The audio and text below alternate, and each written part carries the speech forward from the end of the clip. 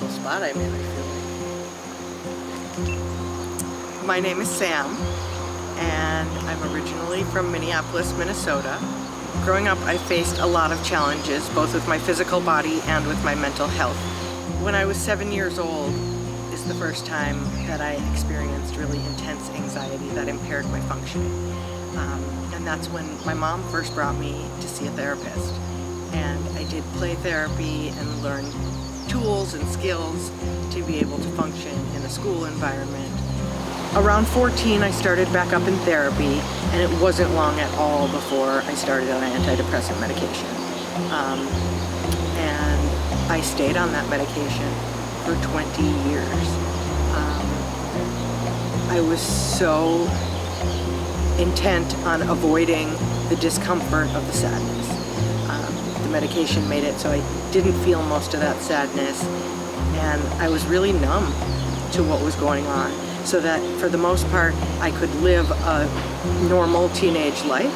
There were a lot of side effects. The primary one was the weight gain from the outside. The primary one on the inside was the numbness. I realized that I just wasn't experiencing the full range of emotion, and while it's nice to feel somewhere in the middle,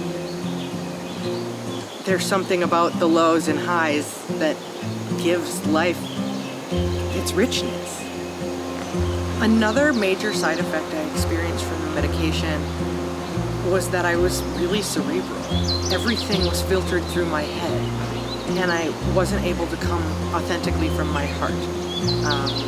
And once I got off the medication, it gave me an opportunity to reopen my heart and have things come through that filter than everything going through the overthinking spiral that my brain would get into. And what happens with energy in the body and in the mind when you're medicated, it can't go through the natural channels. I moved to Hawaii after 18 years on the medication. So once I was here, I didn't feel like I needed it in the same way, because I actually started experiencing happiness in my everyday life. I was connecting with nature. I was appreciating my surroundings.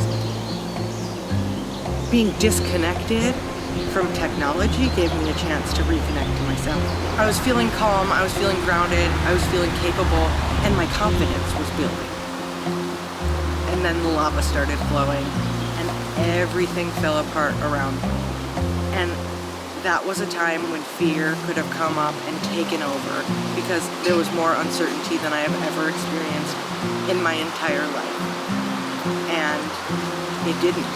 I leaned into my movement practice and continuing to move my body, finding new ways to move my body, and continuing to trust the universe and that things were going to work out is the way that I got through that time.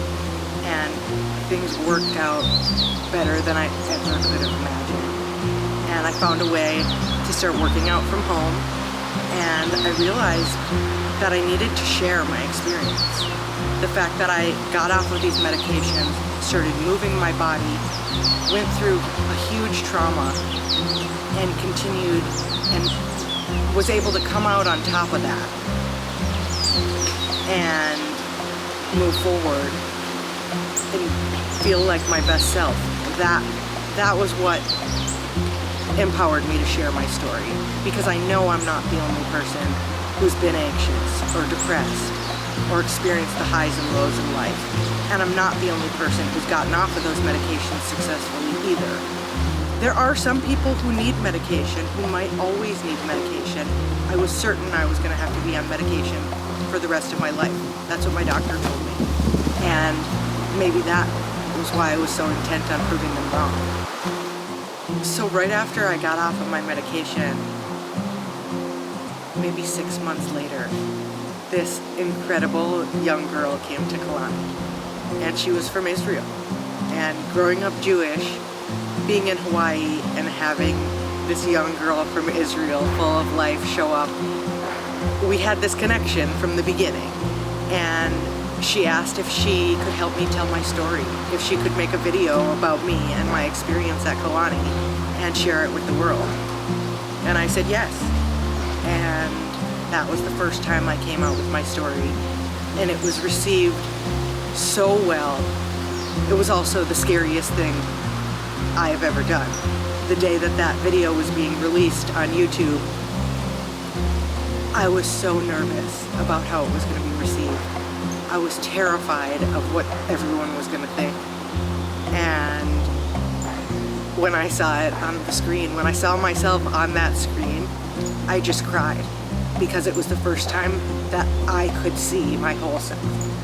And I could see the beginning and how far I'd come.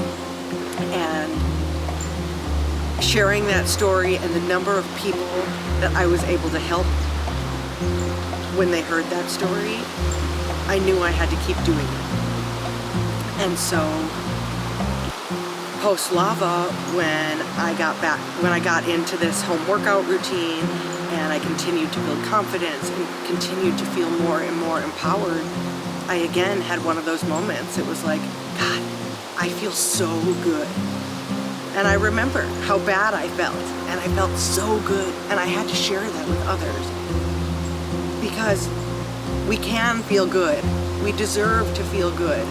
Sometimes we have to do hard things to feel good, but they're so worth it. And being able to share my experience and bring other people hope that they can do the same thing and they can feel like their best self, that's all I dream of.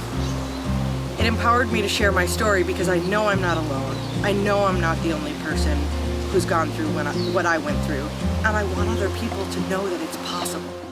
My fitness and exercise routine are really just one part of a multi-pronged approach to self-care. And if you want to know more about my self-care journey, I'd love to share. You can find me at Aloha Auntie Sammy on Instagram or Sam Gordon on Facebook. I look forward to seeing you there. That was like a huge lesson to me. Yeah. I had no idea. And I'll never forget when I came back. Actually, it's funny, Scott's right there. When I came back from the first time I left Kalani, and I got back, he's like, whoa. He's like, you're really grounded. And I was like, it was like, yeah, because I can feel the earth beneath my feet.